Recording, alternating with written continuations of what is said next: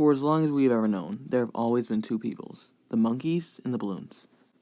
They first lived separate from each other, until somehow, many centuries ago, a disagreement arose between them. They tried to be peaceful, but when push came to shove, the monkeys attacked the balloons. To their horror, however, the monkeys awakened this ever-growing hive mind of unfeeling balloons. Within mere months, millions upon millions of balloons were sent daily in an effort to overwhelm monkey civilization to the point of collapse.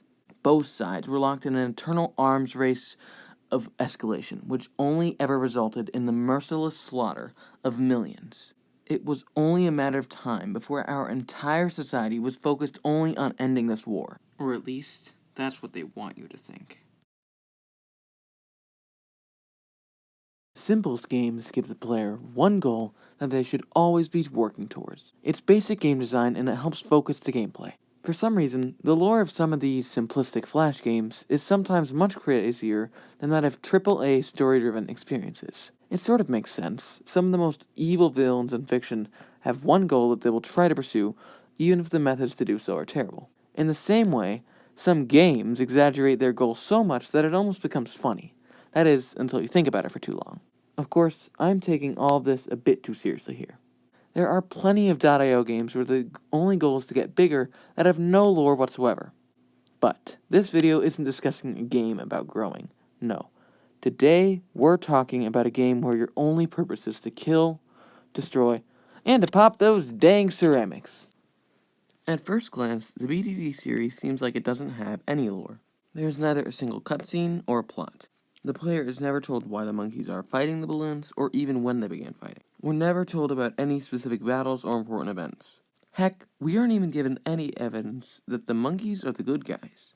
Yet I believe that close inspection of the games presents a clear and concise story, and I have evidence to back it up. Of course, some of you will only care about the final timeline, and some are going to want to hear every little detail I looked at to come to my conclusion. So feel free to skip to any of these timestamps for the most interesting experience. With that said, I'm just going to jump into things, and if you get confused, please ask me any questions you have in the comments. In BTD 1, the monkeys have very basic technology, and the balloons have very low-level balloons.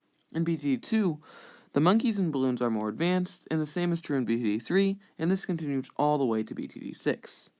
This points to the idea that BTD 1 takes place first, and that the balloons and monkeys continue to get more powerful in each subsequent game. Unfortunately, the BTD series doesn't give much information about why the balloons and monkeys are at war. However, one obscure game in the series provides a massive clue. Bloons Monkey City is a BTD city builder game with more hints about the lore than most of the other games in the series. I'm just going to cut to the chase and say this. When you fight the balloons in this game, you do it over land. You select the plot of land, you kill off the balloons that live there, and you take it for yourself. This makes sense with the rest of the series too. In the other games, you try to stop the balloons from getting inside your territory.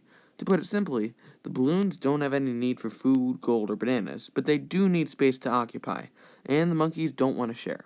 We see both sides try to take land from each other, so is it really a surprise that this is what the war's over? Though it is important to know that there are other theories about the war that include... Who the heck are you? As I was saying, This section should be pretty simple. I just estimated how many balloons have been popped, and use that to try to see if the monkeys might be winning. At the time I'm writing this, there are 1 million people who've downloaded BTD 6 on iOS, and another 1 million on Android. Unfortunately, I could not find the numbers for Steam, so I'll assume there were also 1 million downloads on there, even though it's probably a lot more. According to Steam, 2.1% of players have the Impoppable achievement on BTD 6, which you can get by popping 100 million balloons. 2.1% of 3 million players is 63,000, which is how many people have to have the achievement. Since each of them had to pop at least 100 million balloons, simple math tells us that at least 6.3 trillion balloons have been popped. This is ignoring people who have popped less than 100 million balloons, and any balloons popped in any of the other 10 plus other balloon games. This is an insane number of casualties, and much larger than the amount of lives that have been lost. And if that doesn't convince you that the monkeys aren't doing bad, then I believe the fact that the monkeys create their own sentient balloons for war and entertainment demonstrates that they have the complete mastery over the balloons. What I'm talking about here, of course, is BTD battles, where you send balloons to other monkeys in some sort of game. And in BMC, you send them as an attack of some sort. So while it is unclear whether this is for training other monkeys or entertainment, it still shows us that the monkeys are capable of creating balloons. After all, if they were truly terrified of the balloons and unable to win, why would they make their own? Without a doubt, the most important question of the BTD universe is what the heck the balloons are. We know that they aren't mindless zombies. After all, in BMC, the balloons put a picture of a monkey face on themselves to try to spy on the monkeys. And they also kidnapped the engineer monkey. I'm not saying these guys are Einsteins, but clearly they have some ability to plan and think. Yet, at the same time, they don't appear to have individual personalities, nor do we see balloon leaders or kings. I believe this points to something very interesting, yet a bit weird. The balloons all share one brain. I don't mean this as an insult, but as a very literal statement. I'll try to explain what I mean. All of the balloons appear to be on the same side without even questioning the war. The balloons all move like robots at a constant speed in one direction. They just don't appear to make their own choices. And in Balloon Super Monkey 2, they move in a set pattern, in perfect unison. The balloons could just be trained to do this, but I doubt it. Their perfect unison in everything they do points to them being a part of a hive mind. You all probably still have more questions though, so I will go over the two most likely explanations of what the balloons are beyond this. 1. The balloons are a natural living organism that happen to be a hive mind. This is the simplest explanation, but it also has little evidence. Basically, believers of this theory would say that the balloons are natural creatures just like you and me. They are all basically animals like the monkeys. The only difference here is that they can't make their own decisions. They are all parts of a greater whole. This also explains why there are no balloon leaders or tacticians, because unlike the monkeys, they don't need to be given orders. When one balloon wants to work towards the goal, they all do. 2. The balloons have an unlikely creator. Some balloons have an interesting relationship with the monkeys. So, there's a theory that the monkeys created balloons. There is one massive piece of evidence for this theory that some would say prove it true. However, I will go over two much smaller pieces first because they will be important later. The first piece of evidence is the fact that some monkeys and balloons live in peace, even in unison. Enter the clown monkey, who is in BMC and Balloons Pop. He is always holding a balloon, and it doesn't attack him, do anything, it just sits there. When I first saw this, I wrote it off as a random decoration, and not an earth-shattering discovery. But again, the first two pieces of evidence don't matter as much. Secondly, in one of the earlier and more obscure Balloons games, a monkey can be seen riding a blimp to kill balloons in the sky. And while the blimp here does admittedly look much different from any of the Moabs we see in the BTD games, there are some similarities. The final, most important detail is that we repeatedly see the monkeys create balloons and use them for war, training, and entertainment. I'm again talking about Balloons Monkey City and Balloons TD battles. In these games, the monkeys demonstrate their ability to create balloons. They send them at each other in some sort of game in BTD battles, and they attack each other with them too in BMC. And as I said before, we even see them use a blimp to kill other balloons. The monkeys use balloons enough that some people believe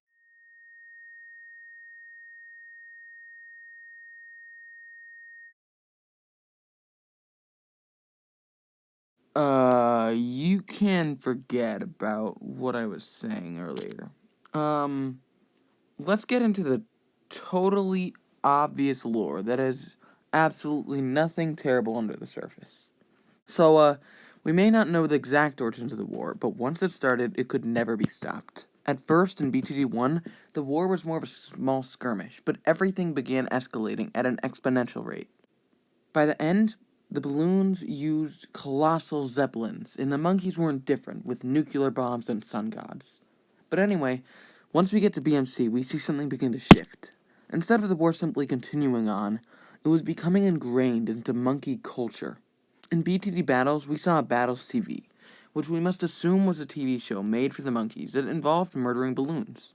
We also began to see the monkeys making their own balloons and even attacking each other with them. And at first glance, the lore then ends at BTD 6. It's simple after all. The monkeys and the balloons hate each other, so they fight, and then monkeys make a show about it. Yep, monkeys, that's it. You can go now, FBI. I'll see ya. Okay, thank God. The monkey FBI is gone. It turns out the Lore of the Balloon series isn't simple, because this war isn't real. And it never has been. Tell me, please, have we ever seen a monkey get killed by a balloon? Has a balloon ever shown intelligence on the battlefield? They have some outside it, especially in BMC. But in the confines of an actual mission or level, have they ever gone out of line, broken their predictable pattern? Tell me, have the balloons ever been unfair? They could send fortified DDTs on the first round, but they don't. They send balloons in a way that makes sure it is always possible to fight back. Tell me, why are the balloons so artificial? Does a latex balloon filled with helium sound like something that could be a natural occurring organism to you? If you really think about it, you'll see that the balloons are either really stupid or are being controlled by the monkeys. The fact that the balloons have never been seen hurting monkeys on screen or even thinking for themselves is a bit suspicious. I believe that the balloons are programmed by the monkeys to attack, to trick monkey society into thinking that a war is going on. And they're programmed to do it in a believable yet stupid way so that they never actually hurt innocent monkeys. Perhaps dart manufacturers profit from the war and the selling of the weapons to soldiers who think they're helping out. Or maybe the leaders need a war to distract monkey citizens from the problems of their society. Or maybe the balloons function as a scapegoat to be used by politicians and businessmen. Look, we've never seen the balloons kill, or be born, or act differently from one another, but we have seen the monkeys kill trillions of balloons. We've seen them make the war into a business, a TV show. We've even seen them use the balloons themselves, be that to attack each other, or even kill balloons with balloons. I believe there is no questioning that this war is artificial. And look, we see tiny signs of what lurks underneath the surface with balloons that aren't pre-programmed to attack. We see that when balloons totally change and begin making plans the moment they're not in a level. And we see it when balloons act peacefully to the monkeys, or even actively help them. Perhaps you disagree with my theory, and in that case you can just use the timeline I began with earlier. But I think that because of everything I've talked about today, the true villain of the BTD series is the monkeys, and the only person who can stop them is you.